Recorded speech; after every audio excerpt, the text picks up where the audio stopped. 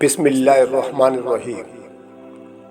شروع کرتا ہوں اللہ تعالیٰ کے نام سے جو بڑا مہربان اور نہایت رحم کرنے والا ہے۔ ڈوب کر سختی سے کھینچنے والوں کی قسم، بند کھول کر چھڑا دینے والوں کی قسم، اور تیرنے پھرنے والوں کی قسم، پھر دوڑ کر آگے بڑھنے والوں کی قسم، پھر کام کی تدبیر کرنے والوں کی قسم۔ جس دن کانپنے والی کانپے گی، اس کے بعد ایک آنے والی پیچھے پیچھے آئے گی۔ بہت سے دل اس دن دھڑکتے ہوں گے جن کی نگاہیں نیچی ہوں گی، کہتے ہیں کیا ہم پہلی جیسی حالت میں پھر لوٹائے جائیں گے؟ کیا اس وقت جبکہ ہم بوسیدہ ہڈیاں ہو جائیں گے؟ کہتے ہیں کہ پھر تو یہ تو لوٹنا بڑا نقصان کا باعث ہے۔ معلوم ہونا چاہیے وہ تو صرف ایک خوفناک ڈانٹ ہے کہ جس کے ظاہر ہوتے ہی وہ ایک دم میدان میں جمع ہو جائیں گے۔ کیا موسیٰ علیہ السلام کی خبر تمہیں پہنچی جبکہ انہیں ان کے رب نے پاک میدان طوا میں پکارا کہ تم فرعون کے پاس جاؤ، اس نے سرکشی اختیار کر لی ہے، اس سے کہو کہ کیا تو اپنی درستگی اور اصلاح چاہتا ہے، اور یہ کہ میں تجھے تیرے رب کی راہ دکھاؤں تاکہ تو اس سے ڈرے۔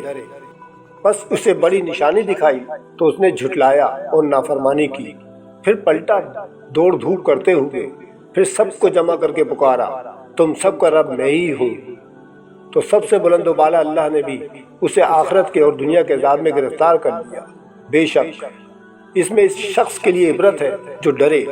کیا تمہارا پیدا کرنا زیادہ دشوار ہے یا آسمان کا؟ اللہ تعالیٰ نے اسے بنایا، اس کی بلندی اونچی کی، پھر اسے ٹھیک ٹھاک کر دیا، اس کی رات کو تاریک بنایا اور اس کے دن کو نکالا، اور اس کے بعد زمین کو ہموار بچھا دیا، اس میں پانی اور چارہ نکالا اور پہاڑوں کو مضبوط گاڑ دیا۔ یہ سب تمہارے اور تمہارے جانوروں کے فائدے کے لیے ہے۔ پس جب وہ بڑی آفت قیامت آ جائے گی، جس دن کے انسان اپنے کیے ہوئے کاموں کو یاد کرے گا اور ہر دیکھنے والے کے سامنے جہنم ظاہر کر دی جائے گی، تو جس شخص نے سرکشی کی ہوگی اور دنیاوی زندگی کو ترجیح دی ہوگی، اس کا ٹھکانہ جہنم ہی ہے۔ ہاں، جو شخص اپنے رب کے سامنے کھڑے ہونے سے ڈرتا رہا ہوگا اور اپنے نفس کو خواہش نفسانی سے روکا ہوگا تو اس کا ٹھکانہ جنت ہے۔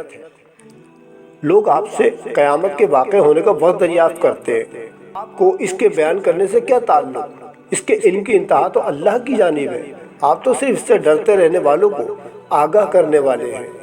جس روز یہ اسے دیکھ لیں گے تو ایسا معلوم ہوگا کہ صرف دن کا آخری حصہ یا اول حصہ ہی دنیا میں رہے ہیں۔ صدق اللہ العظیم۔